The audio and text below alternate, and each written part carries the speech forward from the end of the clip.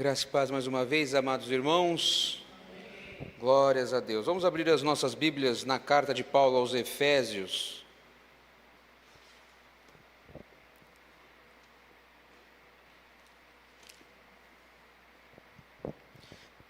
Carta de Paulo aos Efésios, capítulo 5, versículo 15 ao 17.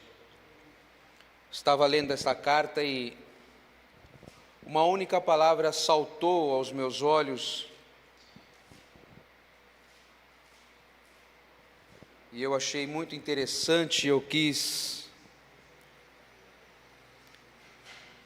pregar sobre esse assunto. Eu acho tão pertinente para os nossos dias. Vamos ler Efésios 5, do 15 ao 17. Estou lendo na NVI.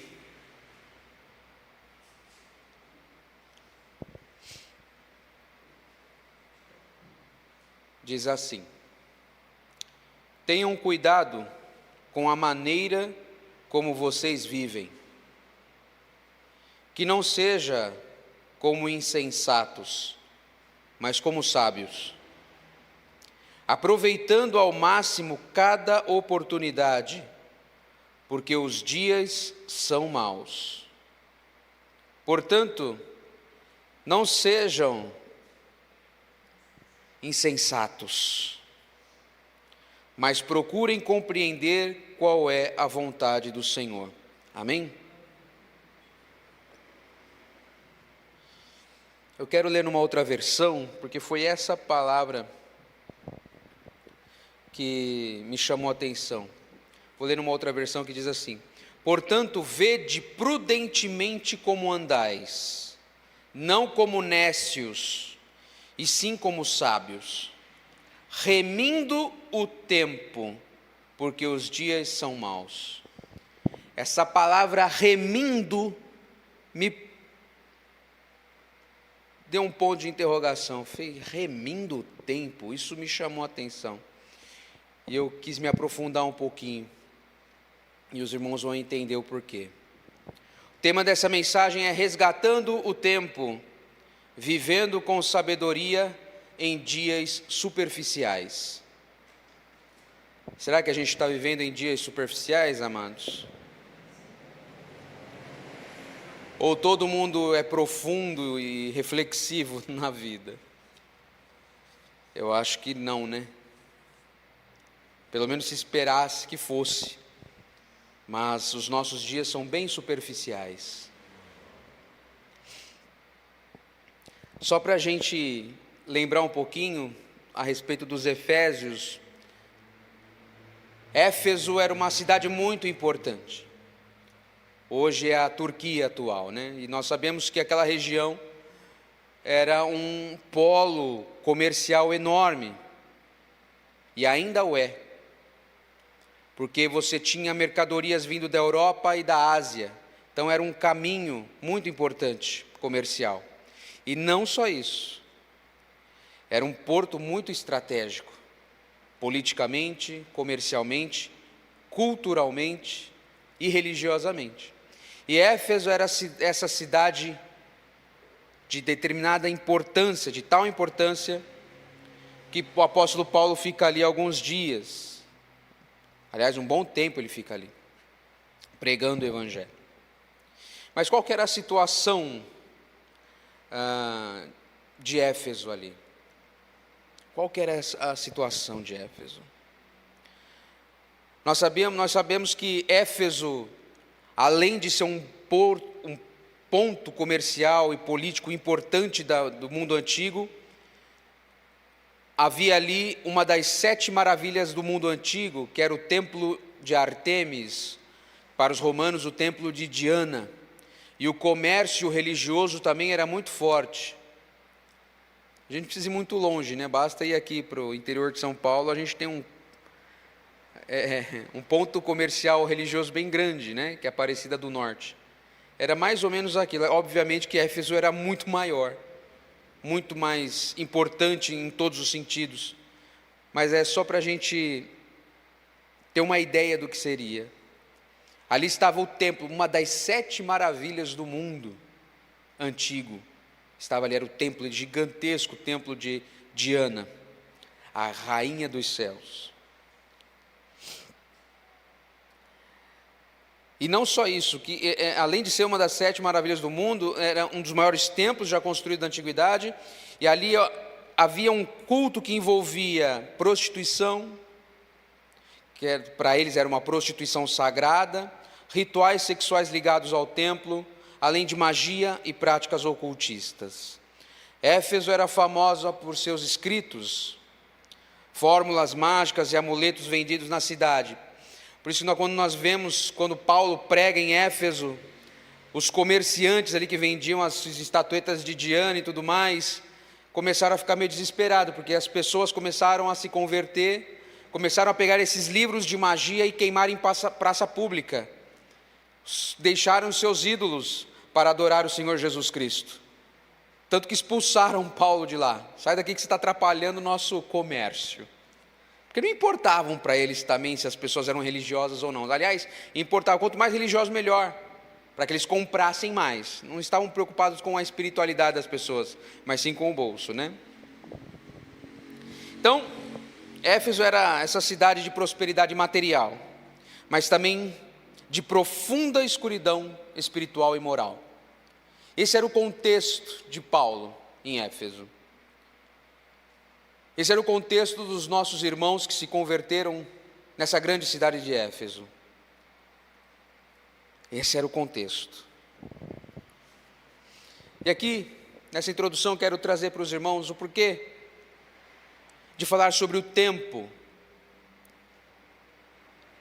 É porque Éfeso era uma grande metrópole, como se fosse uma São Paulo hoje, onde as coisas, a vida passa rapidamente, onde tudo é superficial demais, nas redes sociais, na vida em trabalho, na vida em comunidade, na vida conjugal, tudo parece passar por essa superficialidade.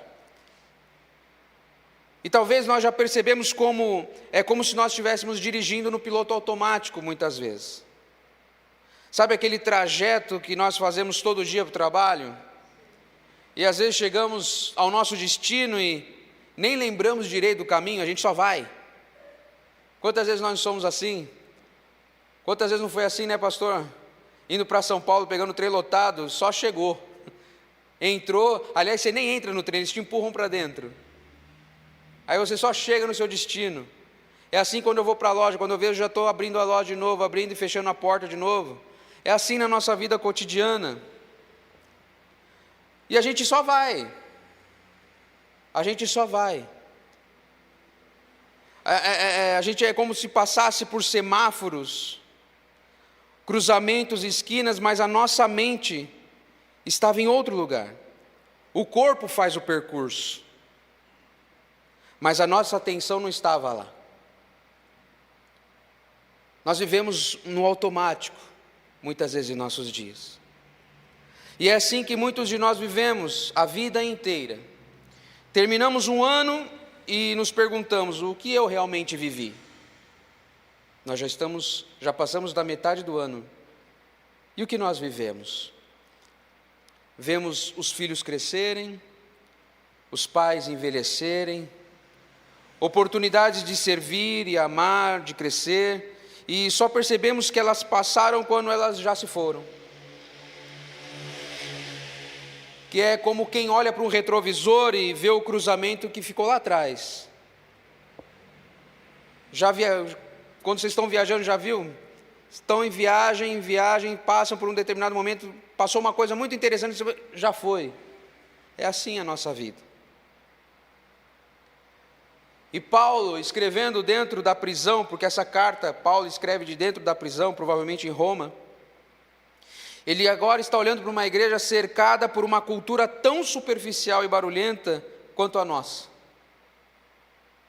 Não é diferente dos nossos dias, o que vivia os nossos irmãos em Éfeso. Éfeso era uma cidade rica, movimentada, centro de culto, de magia, de busca constante por prazer imediato, um ambiente sensorialmente estimulante, mas espiritualmente vazio. Esse é o nosso mundo. Não existe nada diferente dos nossos dias.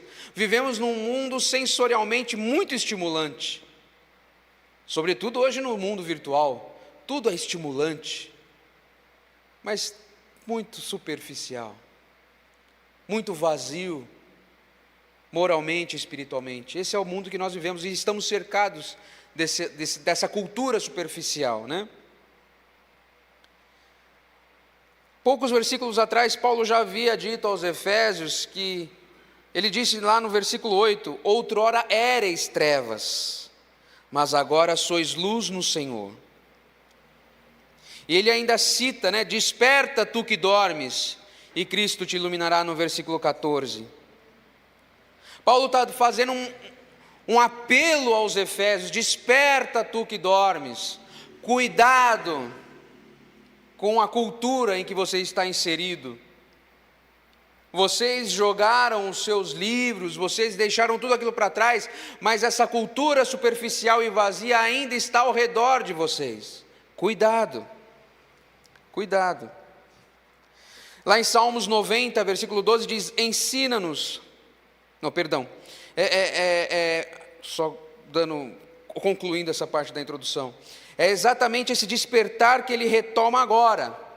Paulo está trazendo de volta esse despertar ao povo, no sentido de parem de viver no piloto automático, vede com precisão como andais, lá no versículo 15, como nós dizemos, vede prudentemente como andais, prestem atenção, reflitam como vocês estão andando.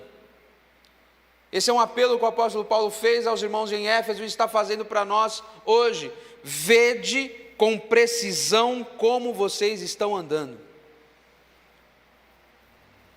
Não é sobre ter mais tempo.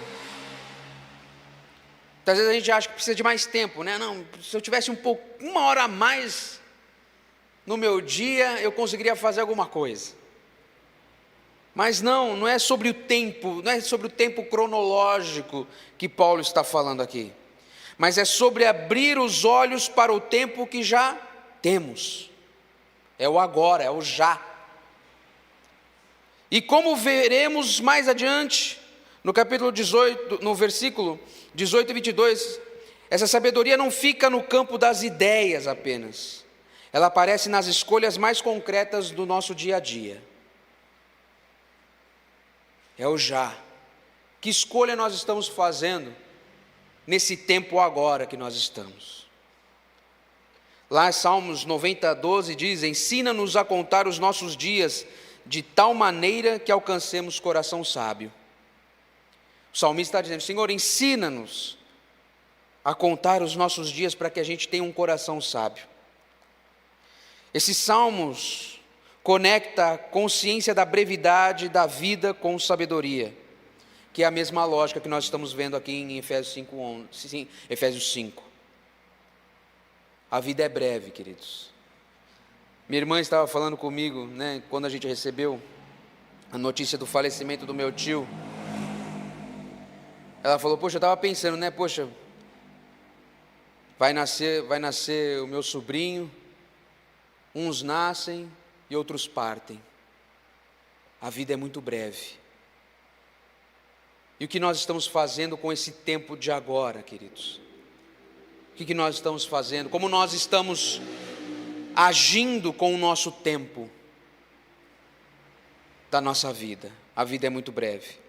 Em primeiro lugar, versículo 15, vede com precisão como andais, né? Ou aqui na NVI, tenham cuidado com a maneira como vocês vivem. Tenham cuidado com a sua maneira de viver. Paulo está falando, tomem cuidado da forma com que vocês vivem. Cuidado para não sair vivendo no automático e não prestando atenção nas coisas mais simples da vida. A palavra grega aqui para o vede descreve um cuidado vigilante e contínuo. Paulo está falando, seja vigilante, continue sempre vigilante, vede, sejam vigilantes e prudentes, ou seja, com exatidão, olhem, prestem atenção, reflitam da forma com que vocês estão vivendo, para viver diligentemente, prudentemente, não descuidados com a sua vida. O oposto de sabedoria aqui não é ignorância, mas é desatenção. Nós muitas vezes estamos andando com a nossa vida totalmente desatento. E a vida vai passando, as oportunidades que Deus vem colocando na nossa frente, vai passando e a gente fica totalmente desapercebido. E já passou. Esse chamado retoma o desperta tu que dormes. Por isso que Paulo diz, desperta tu que dormes. Ei, presta atenção, cuidado com essa vida superficial que está ao seu redor, cuidado, para que você não seja levado pela influência desse mundo.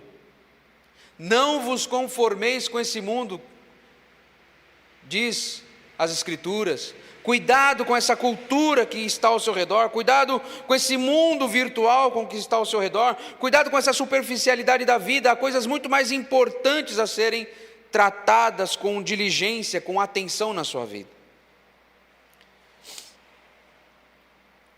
Desperta tu que dormes. Portanto, a sabedoria começa por deixar de viver anestesiado. Parece que muitas vezes nós vivemos anestesiados, né? Ao ponto de nos tornarmos insensíveis, não somente com a nossa própria vida, mas com a vida do próximo. Ao ponto de nós olharmos a desgraça humana e já nem ter mais compaixão. A olhar essas tragédias, como foi dito, que ocorreu hoje no litoral paulista, no litoral carioca, como tem acontecido no Rio Grande do Sul novamente, vendo atrocidades na TV, e está tudo bem. Terremotos no Japão, guerras no Oriente Médio e na Europa, e está tudo certo. Estamos muitas vezes anestesiados. Lá em Colossenses, Paulo também fala no capítulo 4, versículo 5, portai-vos sabiamente para os que estão de fora, usando bem cada oportunidade. Paulo repete quase a mesma estrutura que em outra carta, mostrando que a vigilância é um padrão da vida cristã, não um conselho isolado. Paulo tem sempre alertado em suas cartas, olhem, prestem atenção, reflitam da forma com que vocês estão vivendo e tratando o mundo, tratando as coisas de Deus com superficialidade. Em segundo lugar, remindo o tempo, porque os dias são maus, versículo 16. Ou aqui na NVI diz, aproveitando ao máximo cada oportunidade. Remindo o tempo. E aqui está o coração dessa reflexão. Remir o tempo, que foi onde me chamou a atenção essa palavra. Remir o tempo, que é a ocasião, é a oportunidade. E aqui, Paulo ele usa tempo, não o cronos, mas ele usa o kairos, que é diferente do cronos, que é o tempo cronológico. Remir, que vem da palavra exagorazomenoi, que era uma imagem de mercado, ou seja, resgatar algo antes que se perca. Prestem atenção antes que aquela oportunidade que está diante de você não se vá. Prestem atenção, acordem. Paulo está falando, acordem para que vocês não percam a mínima oportunidade no momento de agora.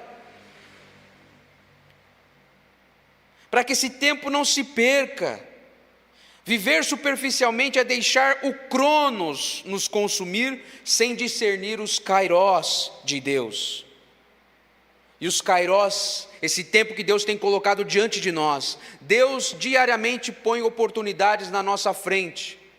Mas muitas vezes nós estamos tão preocupados com a correria da vida, com as superficialidades da vida, que não prestamos atenção com diligência e com atenção àquilo que Deus tem colocado diante dos nossos olhos. Os dias são maus, não é retórica vazia de Paulo. É a mesma Éfeso que ele estava, os irmãos estavam naquela Éfeso saturada de idolatria, de ocultismo, de sensualidade. Era esse contexto que estavam os nossos irmãos, e é esse contexto que nós vivemos hoje. Os dias são maus, estamos rodeados de idolatria, de ocultismo, de sensualidade, de podridão, de maledicência, e Deus tem colocado oportunidades diante de nós, para que nós venhamos de prestar atenção e viver da melhor forma possível. Remir o tempo é o que o apóstolo está falando para nós. Prestem atenção, cuidado, não vão vivendo no automático. Prestem atenção nos detalhes, é o que o apóstolo Paulo está falando. Preste atenção nos detalhes, é os detalhes da vida. É os detalhes da vida. Lá Tiago 4,14 diz: a vida é como um vapor, que aparece por pouco tempo e depois se dissipa. E aqui vai reforçando também a ideia de não desperdiçar o tempo. Cada minuto da nossa vida é importante, sobretudo cada minuto vivido como sal e luz nessa terra. Cada minuto é importante. Eclesiastes 3, versículo 1 diz: há tempo certo para cada propósito debaixo do céu. Reforçando o quê? Que discernir a ocasião certa é sabedoria bíblica constante. O que nós estamos fazendo com o tempo das nossas vidas? A vida está passando, e a vida é um vapor. Deus tem colocado situações, mas nós estamos com uma venda muitas vezes nos olhos, porque estamos preocupados com o tempo cronológico. Tenho que viver minha vida. É igual aqueles que disseram: ah, Senhor, deixa eu ir enterrar o meu pai. Ah, Senhor, deixa eu fazer isso antes. O tempo do Senhor é agora para nós. Ele está colocando as oportunidades agora na nossa frente. Em terceiro e último lugar, compreender qual que é a vontade do Senhor, versículo 17. Compreender qual é a vontade do Senhor. Portanto, não sejam insensatos, mas procurem compreender qual que é a vontade do Senhor. O objetivo final não é a gestão do tempo por si mesma, mas discernimento espiritual. Esse é o ponto-chave. Discernimento espiritual. Entender o que Deus quer neste momento específico. O insensato age sem refletir. O sábio busca ativamente entender o propósito de Deus antes de agir. E como o próprio Paulo mostra logo em seguida, no versículo 18 ao 22,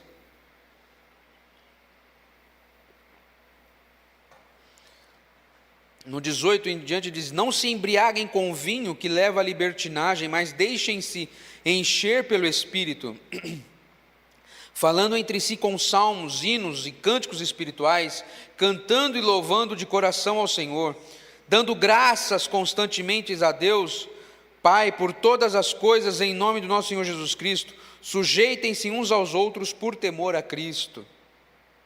Aleluias.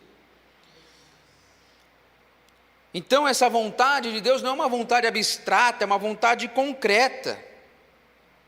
E aparece em escolhas concretas.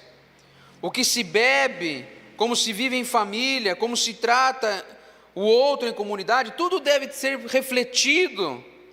Como é que eu estou vivendo a minha vida? Como é que eu estou agindo na minha família? Como eu estou vivendo em comunidade da igreja? Como eu estou vivendo no meu trabalho? Como eu estou vivendo no meu estudo? Qual que é a vontade de Deus na minha vida, para que eu possa agir da maneira correta, de acordo com a vontade do Senhor? Romanos 12, 2 diz: a transformação pela renovação da mente, para que possamos provar qual seja a boa, agradável e perfeita vontade de Deus. Isso mostra que discernir a vontade de Deus é fruto de uma mente renovada, e não de um esforço humano isolado. Amém, queridos? Louvado seja Deus. E aí eu pergunto para os irmãos, qual foi a última vez que nós paramos para discernir uma oportunidade que Deus colocou diante de nós? Ou a gente está vivendo uma vida totalmente no automático, não é verdade? Nós paramos com a capacidade de refletir. Deus nos deu uma inteligência, uma mente para que a gente reflita, entenda os propósitos de Deus no nosso dia a dia.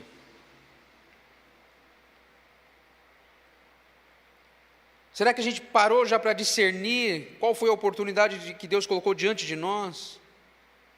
De repente uma conversa, uma decisão, um chamado. Vocês já tiveram um dia, um determinado momento no dia para parar, para refletir, para orar, para perguntar, Senhor, qual era o kairós do Senhor? Qual que era o tempo que o Senhor, qual foi a oportunidade que o Senhor colocou diante de mim e eu perdi? Senhor, eu preciso remir o meu tempo, eu preciso trazer de volta aquilo que eu perdi, Senhor. O que foi que aconteceu, Senhor, que estava diante de mim e eu deixei passar por conta das superficialidades da vida?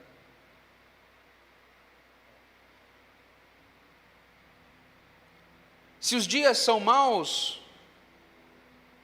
e isso descreve bem os dias que nós vivemos, cheios de distração e superficialidade, o que especificamente tem consumido o nosso tempo sem te dar de volta em troca?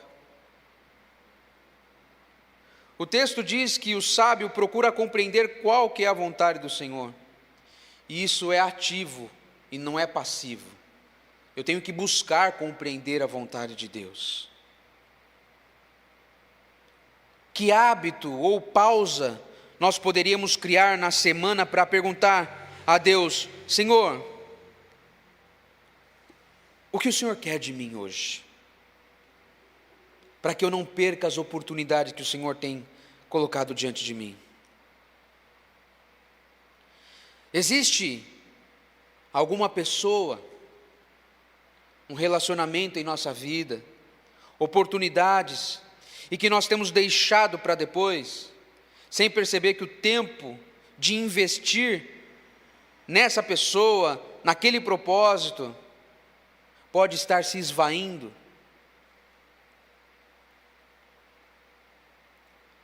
Muitas vezes nós estamos preocupados com o nosso próprio umbigo e estamos deixando as oportunidades de pregar o Evangelho, viver o Evangelho, provocar situações para a glória de Deus, e o mundo e a nossa vida vai se esvaindo. E olha que interessante,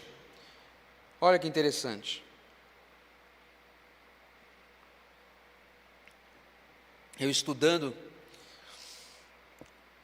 essa carta de Efésios e vendo a situação que estava, me lembrou outra passagem em que Éfeso é citada, que é em Apocalipse.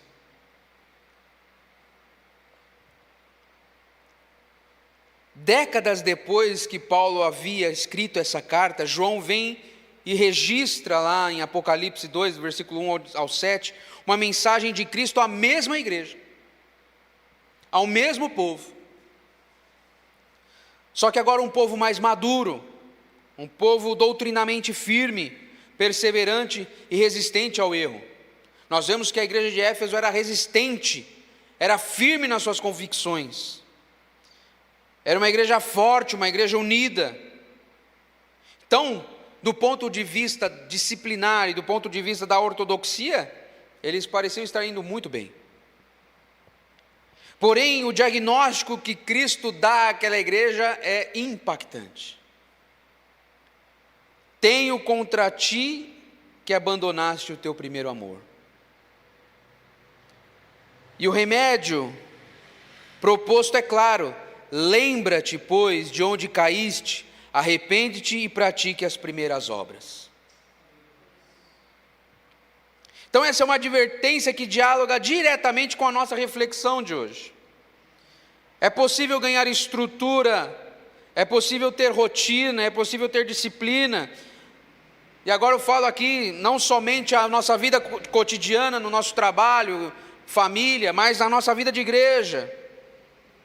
A gente pode cumprir os horários dos cultos, a gente pode fazer tudo o que tem que ser feito na igreja, cumprir com as nossas obrigações, os nossos hábitos religiosos, e ainda assim viver no tempo Cronos. Eu só estou cumprindo um tempo, só estou cumprindo o horário do culto, senão o pastor briga comigo. Preciso cumprir, mas não é isso que Deus quer de nós.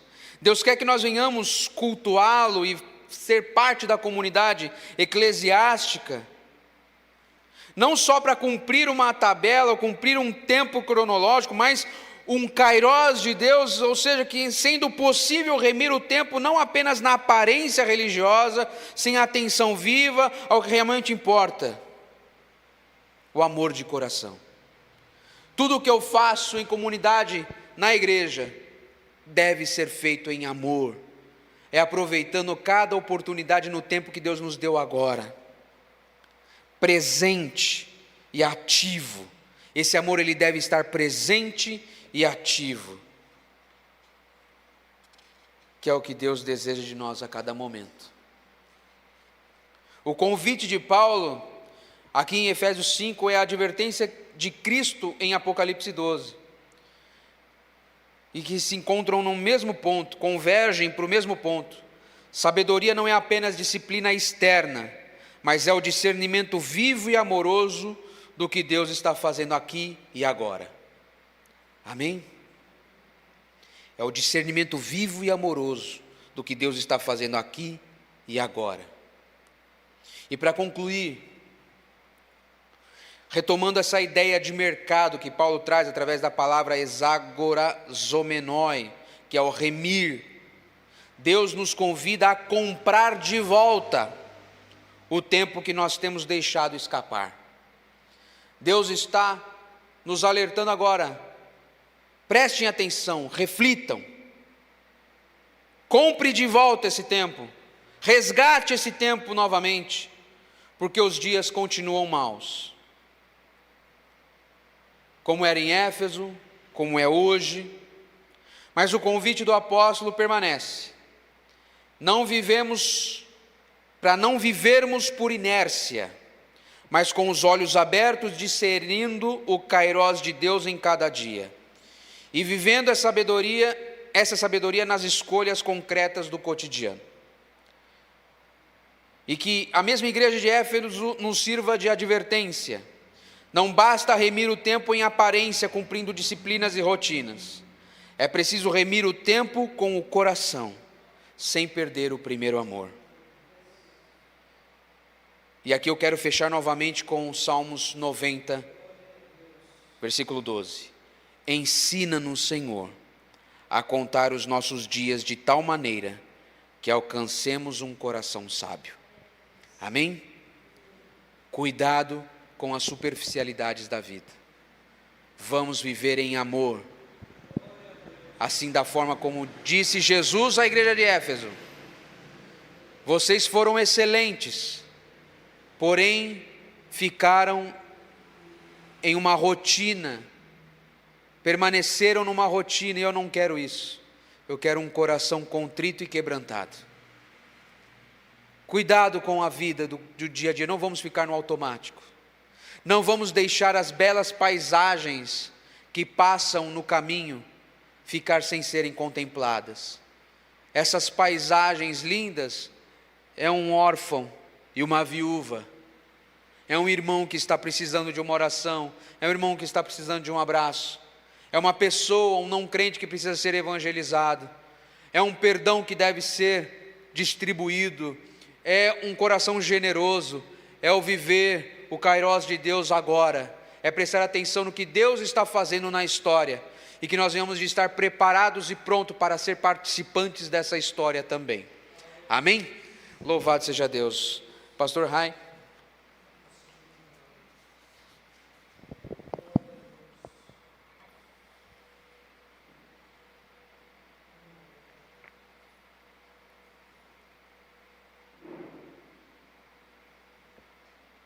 Aleluia.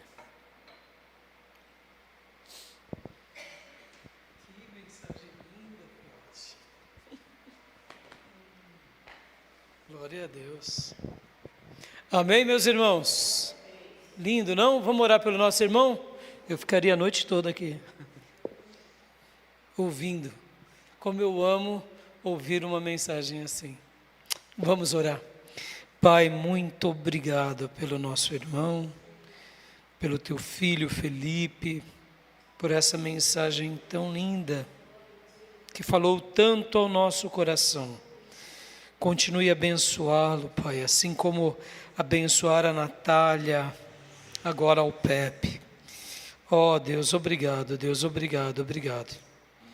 Entender algo como o que foi pregado e se aperceber a tudo isso é viver um milagre da simplicidade dessa brisa que nos envolve, que nos toca, na mesma semelhança que Elias desfrutou lá no Horebe. Obrigado, Pai, obrigado. Continue falando ao coração do teu povo. Abençoe meu irmão cada dia mais e mais. Abençoe o seu lar e guarda essa palavra no nosso coração. Em nome de Jesus. Amém. Amém, meus irmãos. Amém. Vamos aplaudir para o Senhor. Glória a Deus. Amém. Obrigado, filhote.